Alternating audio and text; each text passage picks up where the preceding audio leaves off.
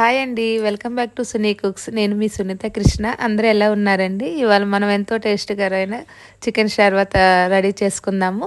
ఈ చికెన్ షార్వా మనకు బిర్యానీలోకి, చపాతీ, రోటీ, పుల్కాల్లోకి చాలా టేస్ట్గా ఉంటుందండి.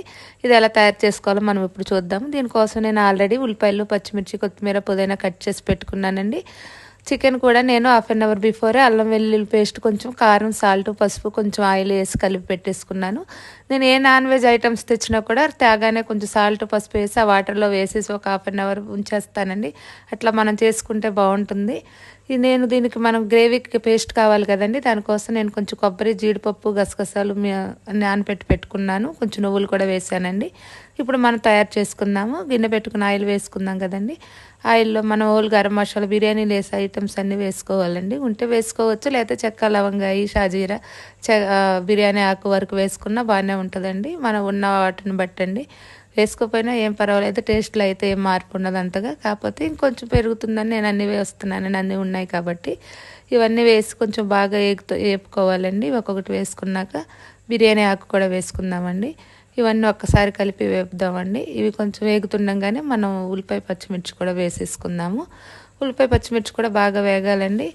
కొంచెం వేగుతున్నప్పుడు కొంచెం మనం పసుపు వేసుకుందాం. అందులో పసుపు కూడా ఆల్రెడీ నేను ఇందాక చికెన్ కలిపేటప్పుడు వేసాను, మళ్ళీ కొంచెం వేసుకుందామండి.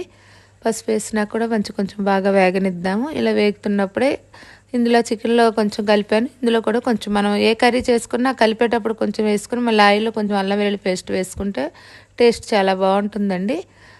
కానీ అల్లం వెల్లుల్లి పేస్ట్ కూడా ఎక్కువ నిల్వ ఉంచుకోకండి. మనం ఒక 2-3 డేస్ వరకు చేసుకుంటే తొందరగా బాగుంటుందండి. ఆల్రెడీ మనం కట్ చేసి పెట్టుకున్న పుదీనా, కొత్తిమీర కూడా వేసేస్తానండి. అవి కూడా కొంచెం బాగా వేగాలి.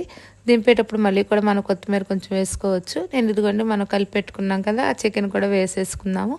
చికెన్ బాగా వేపుకుందామండి. మూత పెట్టుకున్నాను. ఒక 5 నిమిషాలు బాగా వేగనివ్వాలి ఆయిల్లో. ఆ ఉల్లిపాయలు, మనం వేసుకున్న మసాలాలు ఇవన్నిటికీ బాగా చికెన్కి పట్టేటట్టు బాగా వేగనివ్వాలండి. చికెన్ బాగా వేగుతుంది కదండి, అది కొంచెం మనం బాగా వేగుతున్నాక ఒక 5 నిమిషాలు మనం మళ్ళీ మూత పెట్టుకుందామండి. వేగినాక ఇప్పుడు మూత పెడదాము.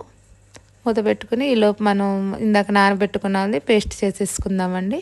ఒకసారి ఇప్పుడు మళ్ళీ వేగిందాము, ఆయిల్ పైకి వచ్చిందాము, ఒక్కసారి చూద్దామండి మూత తీసి. చూసారు కదండి, కొంచెం ఆయిల్ పైకి వచ్చింది. బాగా మళ్ళీ ఒక్కసారి కలుపుకుందామండి. ఆ పేస్ట్ను కూడా వేసేసుకుని బాగా కలపాలండి. పేస్ట్ వేసి అడుగంట వరకు, అడుగు మాత్రం అంటకూడదండి, గరిటతో బాగా కలుపుకోవాలి.